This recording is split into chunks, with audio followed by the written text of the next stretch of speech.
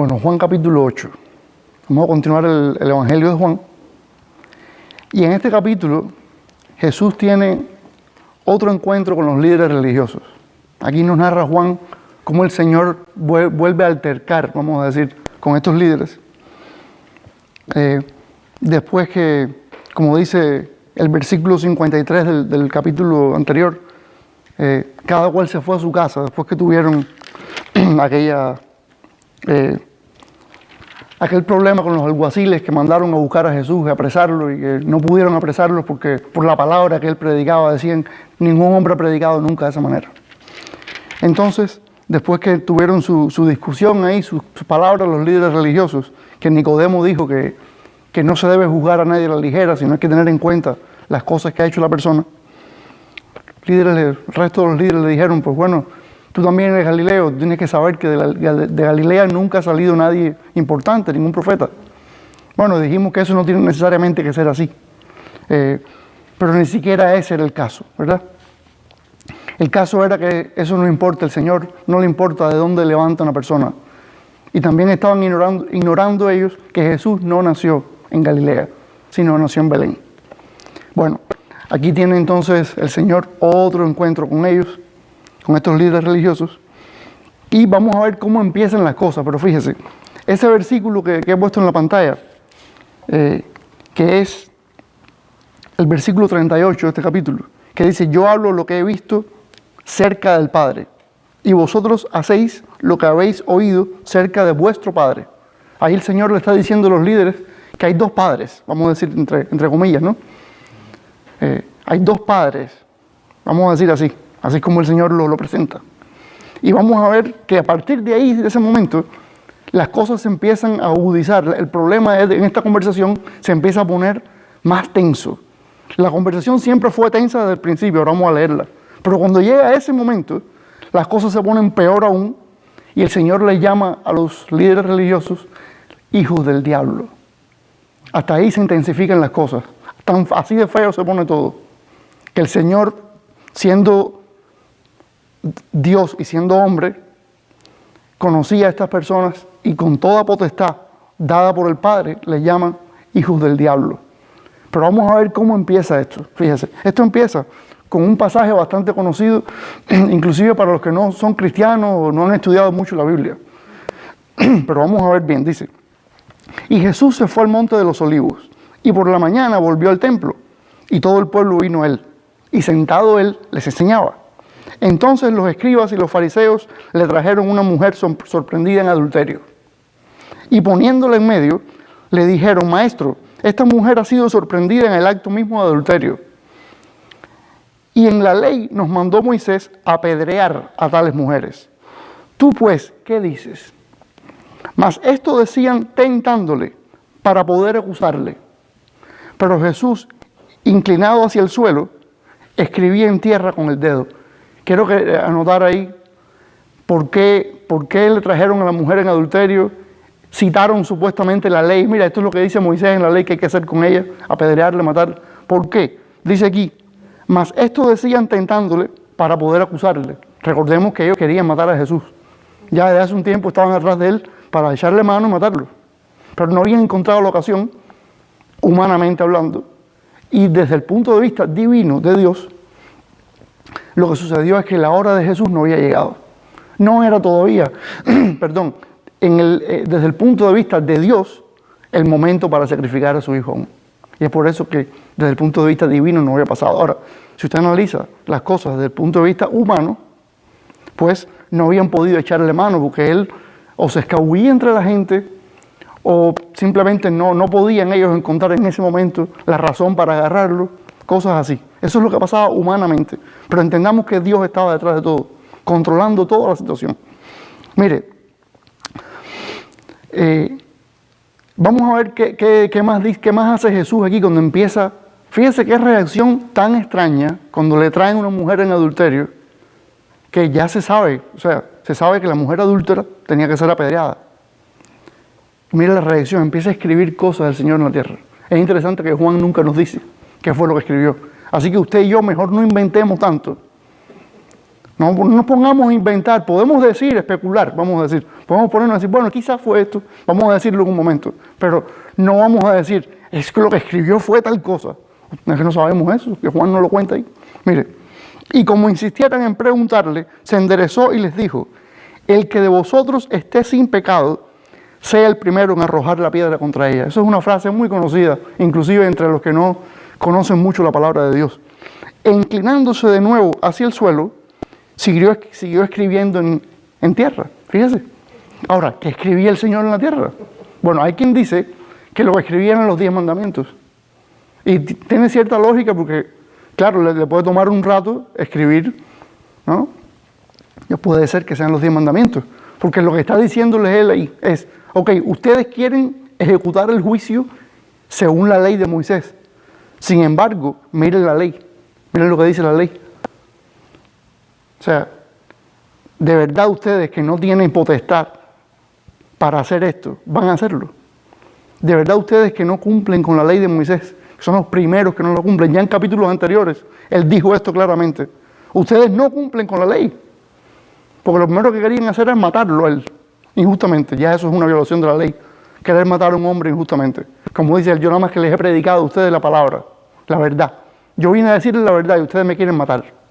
Ya eso es una ofensa contra la ley de Moisés. Mire, otras personas dicen que puede que lo que estaba escribiendo Jesús era lo que decía la ley de Moisés específicamente acerca de apedrear a una persona por adulterio.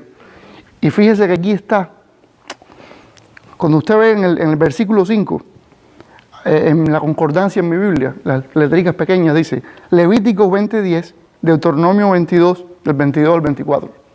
Bueno, cuando yo busqué lo que dicen estas cosas lo que hablan es precisamente que sí, que la mujer hay que apedrearla, pero ¿sabe qué más? También al hombre con el que cometió adulterio hay que apedrearlo. O sea, y lo dice claramente. Usted busca Levítico 22, 20, 10 y lo dice. Que sí o sí, los dos tienen que morir apedreados. Bueno, ¿y dónde está el hombre? Esto todos los predicadores lo dicen. Todos los predicadores serios del Evangelio. Lo que dicen acerca de este pasaje es eso. Y ok, trajeron a la mujer adúltera. ¿Dónde está el hombre con el que cometió adulterio? Es imposible que alguien cometa adulterio solo. Adulterio es relación sexual ilícita. Fuera del matrimonio. Con una persona casada. Pero no puede hacerlo usted solo, tiene que hacerlo con otra persona. ¿Y dónde está? ¿Sí? Entonces dice, pero ellos, versículo 9, al oír esto, acusados por su conciencia, salían uno a uno, comenzando desde los más viejos hasta los postreros, y quedó solo Jesús y la mujer que estaba en medio. Enderezándose Jesús y no viendo a nadie sino a la mujer, le dijo, mujer, ¿dónde están los que te acusaban? ¿Ninguno te condenó? Ella dijo, ninguno, Señor. Entonces Jesús le dijo, ni yo te condeno, vete y no peques más. O sea, fíjense cómo la conciencia de ellos los acusaba. Cuando Jesús supuestamente escribió todas esas cosas y les dijo, si alguno de ustedes no tiene ninguna culpa, pues entonces puede apedrearla. Y la conciencia les acusó a todos ellos, de forma tal que uno a uno se fueron yendo. Fíjense que sin importar la edad, de todas las edades, lo mismo los más experimentados, los más ancianos, que los más jóvenes, todos fueron acusados por su conciencia porque no cumplían la ley. Y se fueron uno a uno, hasta que quedó esa pobre mujer adúltera. Pecadora, sí, claro. Pero me parece que el Señor siempre tiene la razón, ¿verdad? Siempre tiene la razón. Y este fue el veredicto del Señor. Yo no voy a dejar que la maten. Dice la ley que sí, pero yo no voy a dejar que la maten. Porque es que estos que son los que la quieren matar, esos no tienen esa autoridad para hacer eso. Porque bien decía que los líderes espirituales tenían que ser santos. Todo el pueblo, dice el Señor, sean santos porque yo soy santo. Pero mire, más los líderes. Y no era lo que estaba sucediendo. Y fíjese como si le dice, ni yo te condeno, vete y no peques más. Mire, eso es lo que uno debe hacer cuando uno cae en pecado, el Señor lo perdona. Eso es lo que debe hacer. Se va uno, perdonado por el Señor, limpio de pecado, sobre todo ahora que tenemos ya al Señor intercediendo por nosotros a la derecha del Padre. sobre todo ahora que ya derramó su sangre en la cruz, que esa sangre nos limpia de pecado cuando nosotros venimos delante de Él arrepentidos. Pero lo que debemos hacer es vivir un estilo de vida que ya no busque más el pecado. Que podemos caer de nuevo, sí es posible, pero no debemos buscar ese estilo de vida pecaminoso, satisfaciendo nuestros propios deseos. Eso no lo haga. No lo haga. No viva así, porque eso también ofende al Señor. Dice, otra vez Jesús les habló diciendo, aquí sigue Jesús hablando con esta gente. Y fíjense que este fue el primer incidente. Esto fue lo que empezó toda la historia, ¿verdad? Ahora vamos a ver cómo continúa la historia. Ahora el Señor le empieza a hablar a ellos. Otra vez Jesús les habló diciendo, yo soy la luz del mundo. El que me sigue no andará en tinieblas, sino que tendrá la luz de la vida. Simplemente ese es el Evangelio, ¿verdad? Lo que dijo Juan desde el principio del libro y lo que ilustra a través del libro. El que sigue al Señor Jesús tiene la vida eterna. Dice, entonces los fariseos le dijeron, tú das testimonio acerca de ti mismo. Tu testimonio no es verdadero. Interesante eso. Respondió Jesús y le dijo, aunque yo doy testimonio acerca de mí mismo, mi testimonio es verdadero, porque sé de dónde he venido y a dónde voy. Pero vosotros no sabéis de dónde vengo ni a dónde voy. Eso parece, de nuevo, como un trabalengua, ¿verdad? Pero sabemos nosotros de dónde vino el Señor, vino del Padre. ¿A dónde va? A sentarse a la derecha del Padre de nuevo. Esas personas no lo conocen a Él. Ellos no sabían de dónde le había venido, no querían admitir que de verdad era el Mesías y por tanto no hacían lo que Él decía, no obedecían su palabra. Dice, de hecho el versículo 15 dice, vosotros juzgáis según la carne. Yo no juzgo a nadie. A ver, no es que Él no juzgue a nadie, sino según la carne, según el razonamiento humano, el Señor no hace eso. El Señor no juzga a la gente según los patrones humanos. Fíjese después que dice, y si yo juzgo, mi juicio es verdadero. Ahí está. No es que no lo haga nunca, no. Es que si lo hace con justicia, lo hace de verdad, lo hace con la verdad. ¿Por qué? Porque no soy yo solo, sino yo y el que me envió, el Padre. Eso lo reitera Jesús una y otra vez en los Evangelios. No fui yo el que vino por su propia cuenta. A mí me envió el Padre. Yo no digo nada por mi propia cuenta. Yo digo lo que oigo del Padre y lo que he visto del Padre. Y en vuestra ley está escrito que el testimonio de dos hombres es verdadero. Si la ley de Moisés dice eso. Yo soy el que doy testimonio de mí mismo y el Padre que me envió da testimonio de mí. Esas son palabras mayores ya. Seguro que ellos esas cosas no lo entendían. Porque para ellos Jesús no era nadie importante. Pero sabemos que sí lo era. Independientemente de lo que usted y yo pensemos, ese es el Mesías. Usted y yo podemos decir, bueno, yo no sé si de verdad ese judío existió, Jesús de Nazaret. Yo no sé. O sí, yo sé que existió, pero ¿de verdad ahora va muerto en la cruz esa? Bueno, no sé. O sí, yo sé que murió en la cruz, pero no resucitó. Yo no creo que haya resucitado. Independientemente de lo que usted y yo pensemos, sí resucitó. Y eso es lo que lo señaló, lo que probó en realidad delante de todos, que ese era el Mesías escogido por Dios el Padre. Para esta gente no era importante, pero para Dios sí. Dice entonces, ellos le dijeron, ¿dónde está tu Padre? No entendía nada. Ahí está el Señor dándole prácticamente el plan de salvación. ¿Dónde está tu Padre? Yo no puedo creerlo. Y así somos algunos hoy. Nos están presentando el Salvador del universo, el Salvador del mundo. Y decimos, ¿y qué? No sé, abra los ojos espirituales. Abra los ojos. Le están presentando la salvación de su alma. Agárrela. No se ponga a cuestionar. Si usted entiende, agarre eso. Agárrese del Señor. Respondió Jesús, ni a mí me conocéis, ni a mi Padre, obviamente. Si a mí me conocieseis, también a mi Padre conoceríais. El que conoce al Hijo, el que ha visto al Hijo, ha visto al Padre. ¿Sí? Así le dijo a Felipe. Felipe, ¿todavía tú me estás preguntando? No, es que si tú me has visto a mí, has visto a mi Padre también. Estas palabras habló Jesús en el lugar de las ofrendas, enseñando en el templo, y nadie le aprendió. Ahí está, porque aún no había llegado su hora. Por eso es que no habían apresado a Jesús en realidad. Y fíjense que todas estas cosas las dijo abiertamente. en el lugar de la ofrenda, o sea, en el templo, ahí, a luz pública. No pasó nada, no lo apresaron. Otra vez les dijo Jesús, aquí se sigue intensificando la cosa. Yo me voy y me buscaréis, pero en vuestro pecado moriréis. A donde yo voy, vosotros no podéis venir. Ya Jesús, como Dios al fin, está prácticamente emitiendo un criterio final acerca de esta gente. Ya Él ve en sus corazones que ellos no van a donde Él va. ¿Dónde Él va? ¿A dónde Él va? Al Padre. ¿Y qué le dijo a sus seguidores? Yo voy a preparar lugar para ustedes, pero no para esta gente. Esta gente no iban para allá. Ya Él estaba emitiendo prácticamente un veredicto final.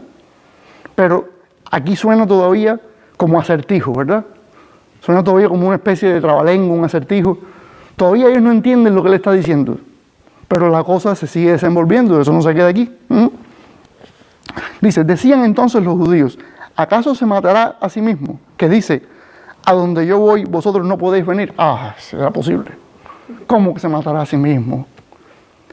Aquí vemos de nuevo, sigue presentándoles la verdad de Dios. Sigue diciéndoles a ellos lo que le va a pasar a Él. Y siguen sin entender. O sea, esto es una comunicación de un solo, que se vuelca de un solo lado. Es una persona hablando, Jesús, y sus interlocutores, la gente con la que Él está hablando, no entiende nada. Esto es increíble. Y la oración de todo cristiano debe ser, Señor, cuando yo hable con las personas y le diga quién tú eres, Señor, toca sus corazones. Y que yo no esté hablando y hablando la verdad tuya, y que ellos estén ahí todavía sin entender nada. Toca sus corazones, Señor, para que no sean como esta gente. Dice, y les dijo, vosotros sois de abajo, yo soy de arriba. Vosotros sois de este mundo, yo no soy de este mundo. Claro, esto es lo que los cristianos sabemos. Esta gente eran del mundo en el sentido de que no eran de Dios y no funcionaban a la manera de Dios. Espiritualmente e inclusive intelectualmente, ellos no funcionaban a la forma de Dios. Ellos llevaban su propia vida según su propia filosofía y ellos tenían todo pensado, ¿saben? Dice, por eso os dije que moriréis en vuestros pecados. Ahí está, es por eso. Porque si no creéis que yo soy, en vuestros pecados moriréis. Este es el Evangelio nuevamente. No ha estado haciendo otra cosa que predicando el Evangelio. Él es el camino, la verdad y la vida. Nadie va al Padre sino a través de Él. Entonces le dijeron, ¿tú quién eres? Nada entendieron. Seguimos en lo mismo. Entonces Jesús les dijo, lo que desde el principio os he dicho. Claro que sí, hombre, es que llevo la vida entera, desde que empecé el ministerio, diciéndoles que yo soy el Mesías, que yo soy el Hijo de Dios. Ustedes no creen nada. Y ahora me siguen preguntando quién soy, pero el mismo que les dije ya al principio. Muchas cosas tengo que decir y juzgar de vosotros, pero el que me envió es verdadero. Y yo, lo que he oído de Él, esto hablo al mundo. De nuevo, habla lo que el Padre le dijo. Pero no entendieron lo que le hablaba del Padre. Oiga, seguían sin entender. Seguía la comunicación sin fluir. Esto es increíble. Les dijo pues Jesús, cuando hayáis levantado al Hijo del Hombre, ya aquí está prediciendo su sacrificio en la cruz. Por supuesto, esto tampoco lo entienden, ¿verdad? O sea, cuando hayáis levantado al Hijo del Hombre, entonces conoceréis que yo soy, y que nada hago por mí mismo, sino que según me enseñó el Padre, así hablo.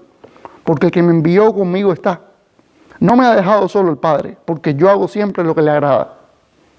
Ya está diciendo, cuando ustedes me crucifiquen, ustedes van a entender que yo soy de verdad, el que yo digo que soy. Y que el Padre está conmigo, que nunca me ha dejado.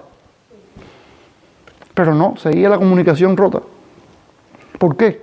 Porque los oídos espirituales tenían ojos pero no oían, tenían ojos pero no veían, tenían oídos pero no oían, como dijo el profeta. Hablando Él estas cosas, oiga, muchos creyeron en Él. No todos tienen los oídos tapados, gracias al Señor. Gloria a Dios. Hermano, cuando usted le predique a las personas, a un grupo de personas, digamos, a uno ahora, otro después, usted puede tener muchos reveses. Muchos reveses puede que usted vea gente que no entienden nadita. O que no quieren entender. Porque esta gente que estaban aquí conocían la palabra de Dios. de una manera increíble, mejor que usted que yo, fíjese. Esta gente posiblemente se sabía en el Antiguo Testamento al dedillo, mejor que usted que yo, pero no entendían, espiritualmente estaban tapados. Ahora, si usted se topa con estos casos de personas así, no se desanime, porque siempre hay gente que va a escuchar y va a creer. Aquí no creyeron por un milagro, sino por la palabra. Eso es increíble. Hay quien cree por un milagro, Jesús mismo lo dijo. Si no ven, no van a creer. Algunos. Pero a otros les habló y enseguida, ese tiene que ser. Gloria a Dios. Dijo entonces Jesús a los judíos que habían creído en Él. Fíjense, a los que habían creído en Él.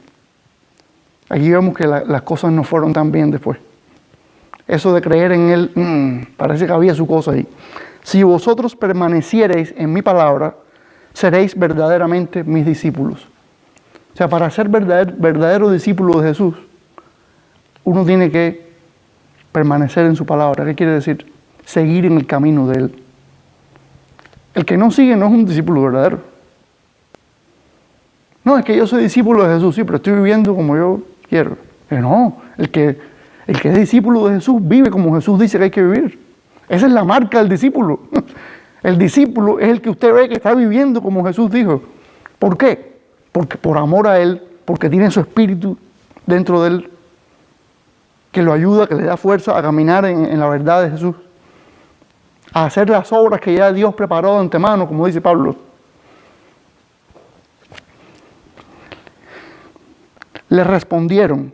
Ahora, esto es, vaya, aquí sigue la confusión, pero la confusión se intensifica y por eso caemos después en lo que vamos a caer. Dice, le respondieron, linaje de Abraham somos. Ay, ahora sí. Y jamás hemos sido esclavos de nadie. ¿Cómo dices tú, seréis libres? ¿Seréis libres? Yo, pero, ok, dos cosas aquí. Están hablándole de cosas espirituales y ¿de dónde se agarran? No, es que nosotros somos hijos de Abraham. Y, hombre, sí, ustedes son hijos de Abraham, claro que sí. Pero no se agarren de eso, estoy hablando cosas del reino de Dios. No se agarren del linaje, o sea, de la ascendencia, para decirme que ustedes ya son parte del reino de Dios. Ninguno de nosotros puede decir, es que mi papá era predicador, era pastor, y mi abuelito, y mi bisabuelo. Así que yo soy salvo ya. Yo soy parte del reino de Dios. ¿Qué cosa es eso? ¿Quién dijo eso? No, es usted con Jesús solo. Eso es una obra del Espíritu Santo, no en el linaje de su familia, sino en su corazón, directamente. ¿Cómo es eso? No. Y ellos no entendían esto, porque esto no era lo que se predicaba en esa época. Pero Jesús vino a predicar la verdad del Señor. Lo que dijeron los profetas, que un día Dios mismo iba a cambiar los corazones de la gente. Iba a poner el espíritu de Él dentro de la gente. Y así la gente iba a poder obedecer sus estatutos, andar en santidad con Él. Iba a quitarle el corazón de piedra y ponerle un corazón de verdad, de carne. Así es como iban a poder obedecer. Pero mientras tanto no. Así como usted ve a esta gente, así no hay obediencia a Jesús. Bueno, a Dios en este caso, porque ellos no creían que Él era el Mesías.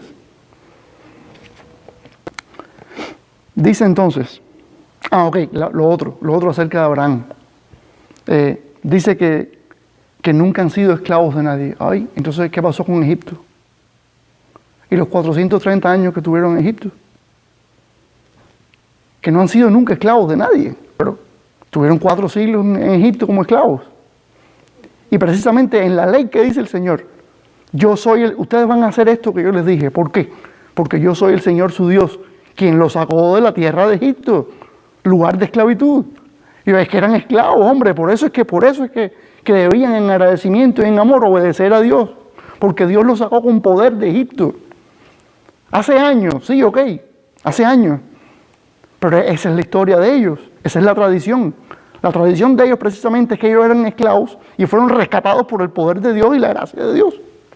Y por eso le debían obediencia al Señor, por su amor incondicional. El amor incondicional del Señor al rescatarlos. Al escogerlos a ellos en vez de a Esaú. Recuerden que Jacob y Esaú eran hermanos gemelos. El Señor escoge a Jacob para seguir esa línea, no a Esaú. Fíjese, que es una de las cosas que dice Malaquías. En el profeta Malaquías dice, ustedes dicen, ¿en qué nos ha amado el Señor? Oiga, ¿cómo que en qué? ¿En que los escogía en vez de Esaú? ¿Cómo que en qué? Bueno, dice, Jesús les respondió, ahí va a corregirlos, y no, aquí el asunto es el pecado, aquí el asunto no es el linaje. Dice, de cierto os digo, que todo aquel que hace pecado, esclavo es del pecado. Oiga, si usted y yo no entendemos esto, no somos cristianos. El que no entiende esto no es cristiano. Que el que vive para el pecado es esclavo del pecado y no es de Dios. Dice, y el esclavo no queda en la casa para siempre, el hijo sí queda para siempre. Esto, quizás este sea el versículo más difícil de explicar, porque tiene que ver con las costumbres de aquellos momentos, de los esclavos que había, porque la esclavitud era una costumbre cuando aquello. Aunque el Señor dicta leyes en la ley de Moisés, estatutos muy específicos acerca de los esclavos. Había que tratarlos bien. Usted no podía tratar como usted quería a su esclavo. Fíjese que el esclavo inclusive era libertado en cierto momento, era liberado en cierto momento. Había un año en que tenían que liberar a los esclavos, sobre todo si eran judíos, igual que ellos. O sea, si yo, por problemas económicos, me tuve que vender, porque no tenía ya, no pude mantener mi familia, mi tierra, mi cosa, pero no tenía dinero, yo me vendía a otra persona, yo trabajaba para él. Pero al 7º año me tenía que dar la libertad. Sí o sí, porque yo era judío igual que él. Entonces, es lo que dice. El esclavo no queda en la casa para siempre, pero el hijo sí. O sea, está hablando de los hijos de Dios, de él como hijo de Dios. Dice, así que si el hijo os libertare, ahí está. Y ahí está hablando de él directamente. Así que si el hijo os libertare, seréis verdaderamente libres. O sea, de nuevo, él es el camino, no es otra gente. Dice, sé que sois descendientes de Abraham, pero procuráis matarme, porque mi palabra no haya cabida en vosotros. Es lo que siempre ha venido diciéndoles. Ustedes no pueden oír mi palabra, porque ustedes no quieren hacer mi voluntad. Yo hablo lo que he visto cerca del Padre, y vosotros hacéis lo que habéis oído cerca de vuestro Padre. ¿Ven cómo es que llega él a este versículo? Ya él en este momento empieza a decir, ok, aquí hay dos amos,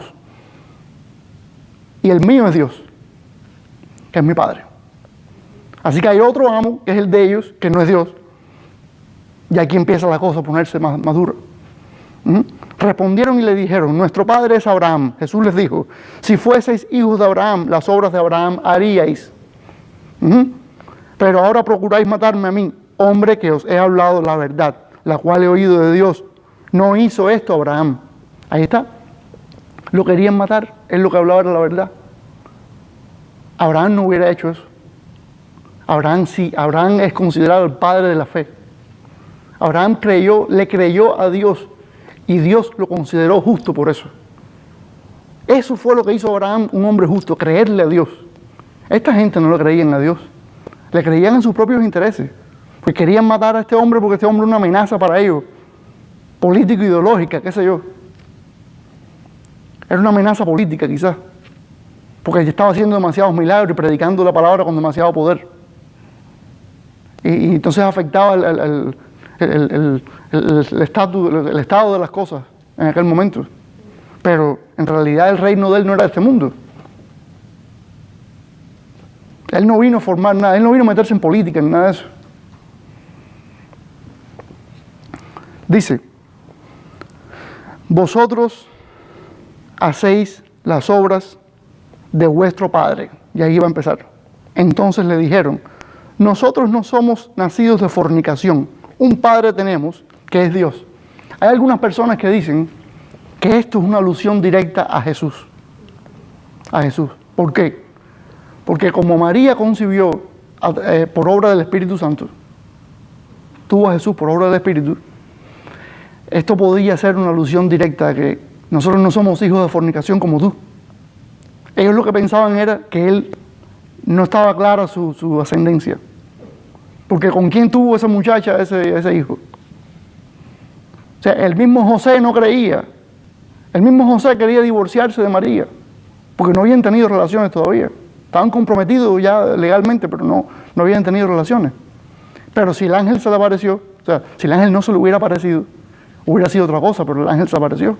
Le dijo, José, tranquilo, tómala por esposa, que no hay problema. Eso es cosa mía. Eso es cosa del Señor. Y ya a María se le había aparecido el ángel también de parte del Señor antes. Así que los dos estaban de acuerdo porque los dos habían recibido el mensaje del Señor. Pero esta gente, que no conocía nada de esto, en vez de analizar las cosas, se metían directamente a juzgar. Y esto fue lo que pasó. O sea, posiblemente lo que querían decir era, nosotros no somos como tú. Nosotros tenemos un Padre que es Dios. Jesús entonces les dijo, si vuestro Padre fuese Dios, ciertamente me amaríais, como mismo Abraham, ¿verdad? Porque yo de Dios he salido y he venido. Pues no he venido de mí mismo, sino que Él me envió. Lo mismo que les he estado diciendo. Ok. ¿Por qué no entendéis mi lenguaje? Lo mismo que le dijo también hace un rato. Porque no podéis escuchar mi palabra. O sea, la palabra de Jesús les chocaba a ellos y no había forma de que pudieran aceptar la verdad que Él les estaba diciendo. Vosotros sois de vuestro padre el diablo. Ahí está. Ahí está. Ya la cosa vino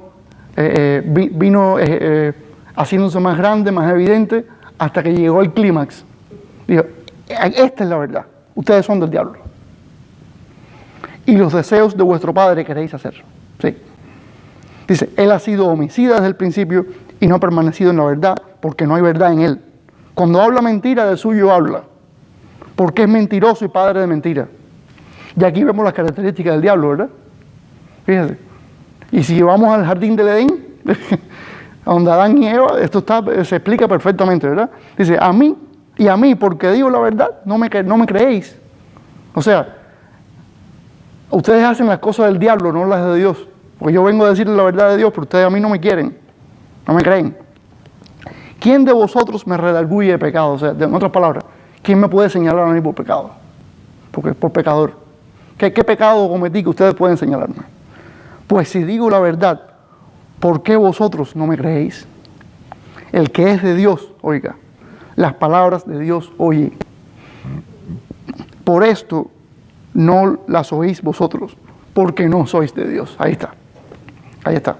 Ahora, de este capítulo, tres enseñanzas quiero sacar, pero mire, del versículo 42 al 44 nada más, de esta última parte que es donde se ponen las cosas tristemente buenas, vamos a decir. Es triste, pero es una verdad bien contundente. En el versículo 42 leemos, Jesús entonces les dijo, si vuestro Padre fuese Dios, ciertamente me amaríais, porque yo de Dios he salido y he venido. Pues no he venido de mí mismo, sino que Él me envió. Fíjese. Primera enseñanza, que por cierto son 3 maneras en que el diablo se opone a Dios. Esto es lo voy a citar aquí, lo que voy a explicar. 3 maneras en que el diablo se opone a Dios. Porque ya sabemos que la obra del diablo es ir en contra de Dios completamente. Eso lo sabemos los creyentes. El diablo va en contra de Dios. Esa es su tarea. ¿Ven? Pero vamos a ver 3 maneras, según lo que dice Jesús aquí. 3 maneras en que el diablo se opone a Dios. Y la primera, que está en el versículo 42, que he leído ahora mismo, dice, rechazando a su ungido. O sea, el diablo se opone a Dios rechazando a su ungido, a Jesús, al Mesías. Rechazando a Jesús.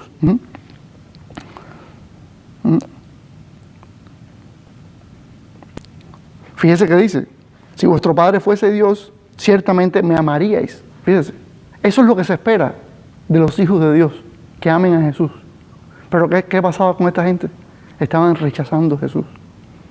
Eso es obra del diablo. Eso es obra del diablo. Rechazar a Jesús. Dice, porque yo de Dios he salido y he venido.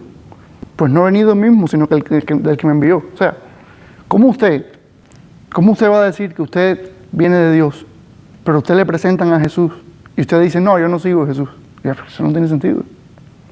Es lo que él ha venido diciendo en todo el capítulo. Él viene de Dios. De hecho, fue el que Dios escogió para que las personas sean salvas por él. O sea, si usted no sigue a Jesús, usted no puede decir, usted puede decirlo. Tiene la libertad total de decirlo, pero no es cierto. No es cierto y no es lo que queremos. Y los cristianos no queremos condenar a nadie, sino predicarles la verdad para que vengan a Jesús. Otra enseñanza, otra manera en que el diablo se opone a Dios es rechazando su enseñanza. Mire el 43, como dice, ¿por qué no entendéis mi lenguaje? Porque no podéis escuchar mi palabra. O sea, les está hablando la verdad de Dios y no entienden. ¿Pero por qué? Porque no les entra. Porque están tapados, porque no es lo que quieren oír. ¿Por qué? Porque rechazan esa enseñanza que Él viene dándole. Ellos rechazan esa enseñanza. Bueno, eso es obra del diablo también. El diablo no... Es como dicen mucha gente, ¿no? El diablo sí conoce la palabra, el diablo sí cree que Dios existe, el diablo no es ateo. Pero no obedece. Por eso la cosa no es que yo creo en Dios.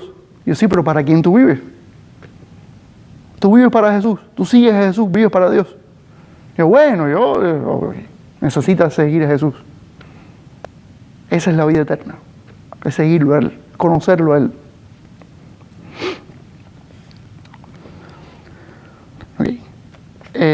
La cosa se pone más dura todavía en el versículo 44, cuando ya por fin les dice que ellos son hijos del diablo, y que ellos quieren hacer los deseos de su padre, el diablo.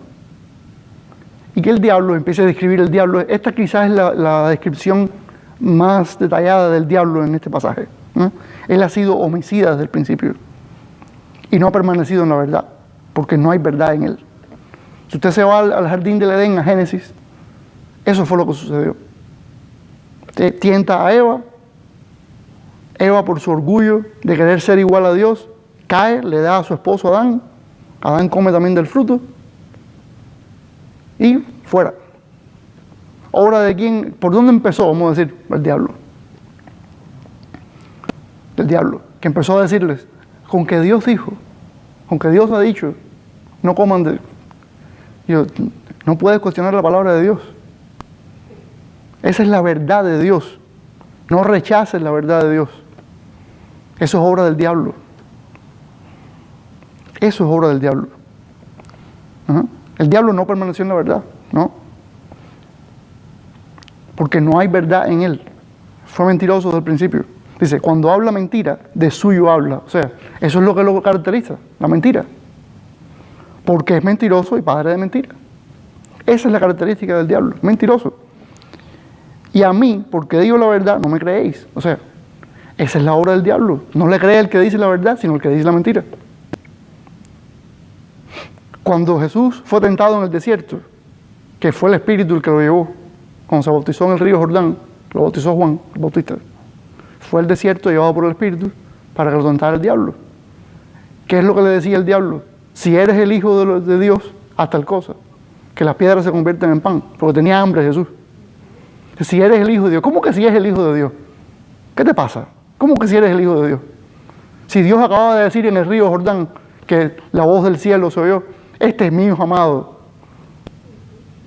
Si ya Dios lo acaba de decir con voz audible, ¿qué te pasa? ¿Cómo tú vas a decir que si eres hijo de Dios? No. La palabra de Dios ya está ahí. Él es el Hijo de Dios. Y eso es lo que hace el diablo. ¿Se dan cuenta? ¿Se dan cuenta cómo es que trabaja el diablo?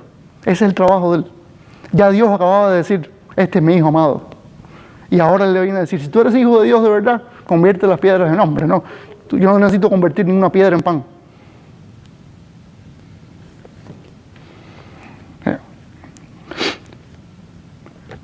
Entonces, ese es el trabajo del diablo. Así como él se opone, es como vemos en este pasaje, que él se opone a Dios, rechazando a su ungido Jesús, rechazando la enseñanza de él y rechazando la verdad de Dios. Ahora,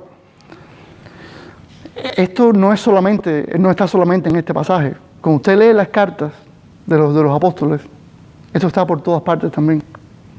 Y cuando yo enseño este tema, siempre me gusta recordar lo que dice Pedro. Pedro dice que el diablo anda como león rugiente, buscando a quien devorar. ¿Por qué? Porque el que no está fuerte, bien firme en la palabra del Señor, siguiendo al Señor en santidad, ese puede ser presa del diablo. Ahora, ¿acaso Pedro dijo esto porque Pedro sabía mucha teología? Bueno, después de andar con Jesús, ciertamente aprendió teología. Aprendió a leer la Biblia correctamente, aprendió a predicar la Biblia, la verdad de Dios. Pero Pedro, fíjense que Pedro, este trabajo del diablo, Pedro lo conoció de primera mano. Y fue quizás un tiempo triste para Pedro. De hecho, lloró amargamente en una de las ocasiones. Pero Pedro conoció esto de primera mano. Mire, cuando Pedro le decía a las iglesias, tengan cuidado con su adversario el diablo. Eso no es por gusto, eso no es simplemente porque lo leyó en un libro de teología. Eso es porque él conocía de primera mano lo fuerte que es el adversario, el diablo. Cuánto perjuicio puede causar el diablo. Luego, también en Mateo, en Mateo vemos cómo Pedro le dice a Jesús, lo reprende. Cuando Jesús habla de ir a morir en la cruz, Pedro lo reprende, reprendiendo al Señor. Eso hablé también una vez aquí. Pedro reprende al Señor y le dice, Señor, que tal cosa no te acontezca. Y entonces Jesús le dice, apártate de mí, Satanás. ¿Pero por qué le dijo eso? ¿Porque Pedro era el diablo? No, es porque lo más probable es que estuviera siendo instrumento del diablo. Para decirle, no vayas a la cruz, no es necesario. De hecho, qué cosa tan dolorosa. No. Además, ellos tenían su idea de quién era el Mesías. El Mesías no podía morir. Pero es que Jesús vino a morir. Bueno, ese es el trabajo del diablo. No. Y Jesús le dijo, apártate de mí. Y ahí Pedro entendió después, seguro tiene que haber entendido. Porque cuando vino el Espíritu sobre ellos fueron entendiendo todas las cositas bien. Y seguro que esta fue una de las que Pedro entendió. Como también entendió que la negación 3 veces era también la obra, bueno, de la incredulidad también de muchos de ellos. Pero este es el poder del enemigo también. Como le dijo el Señor, Señor, yo, si es preciso, muero por ti. Y yo, ay, Pedro, me vas a negar 3 veces antes de ir ante el gallo. Y así fue. Fíjese que ya Jesús le había dicho, el diablo los ha pedido para zarandearlos, como a trigo. Zarandearlos. Pero yo he orado por ti, le dijo Jesús. O sea, el diablo los iba a zarandear. Pero después de eso se pusieron más fuertes. Quiere decir que cuando estemos delante del trabajo del diablo, cuando estemos viéndolo cara a cara, los cristianos debemos entenderlo. Quizás al principio, en los primeros minutos, nos engaña un poquito, pero tenemos que discernir. Escuchemos, entendamos, estemos bien prestos a entender lo que está pasando, analicemos la situación, porque sí podemos saberlo. Tarde o temprano, un creyente se da cuenta de que está en presencia de eso. Ajá. Ahora, nada de esto es para poner a ese sujeto por encima de todo, ni para hacerlo el centro de nuestra enseñanza. Lo que pasa es que él entorpece la obra del Señor en nosotros si nosotros nos dejamos llevar por él. Porque hace estas cosas. Rechaza a Jesús, la enseñanza de Jesús y la verdad de Jesús. Entonces, lo que debemos hacer es estar bien atentos, y por eso es que los pastores decimos siempre, no es porque nos guste regañar a la gente, pero siempre decimos, aprenda la palabra de Dios, apréndela, porque es que ese es el filtro. Cuando usted entiende la palabra, no solo la sabe en el sentido de memoria o de lo que dice la palabra, sino sabe cómo se interpreta eso, cómo se lee, qué es que usted aprende de aquí. Ya usted no es fácil de engañar por ese tipo de cosas del diablo. Por eso es que los pastores insistimos, crezca en el conocimiento del Señor, en su palabra, ande en el Espíritu, Es por eso que los pastores insistimos en eso, no es porque queramos regañar a la gente siempre. ¿Ah? Entonces, conozcamos estas cosas para saber entonces cuándo es que estamos en presencia del trabajo del diablo. ¿Amén? Te damos gracias, Señor, por tu palabra. Te damos gracias porque tú nos das discernimiento, Señor. Porque gracias a tu Espíritu Santo que mora en nosotros, podemos crecer en ti cada día. Podemos entender mejor tu palabra. Gracias a los maestros que hay en las iglesias, Señor, podemos crecer en ti, podemos desmenuzar tu palabra, Señor, y saber qué es lo que dice, saber cómo se interpreta. Ayúdanos a entender más cada día, Señor, para poder enseñarle inclusive a otros. Para que nadie caiga presa de este tipo de cosas, Señor. De las artimañas del diablo. Del trabajo que él hace, Señor, en las mentes de las personas. Que ese es el campo de batalla en realidad. Es una guerra espiritual que libramos todos los días, Señor. Que no es contra carne ni sangre, como dice Pablo. No. Es precisamente contra esas potestades. Contra las fuerzas malignas, Señor. Pero que tú ya derrotaste todo eso. Tú has vencido, Señor. Es lo que debemos saber. Que ya tú has vencido. Así que con tu poder, Señor, con el Espíritu Santo tuyo, Señor, ayúdanos a vencer todas esas cosas día a día, a caminar en tu Espíritu, a servirte a ti, Señor, en amor, en obediencia, a enseñar a otros, Padre, a hacer bendición para muchos, porque tú has sido de gran bendición para nosotros. Ayúdanos a vivir para ti, porque tú moriste por nosotros. En el nombre de Jesús. Amén.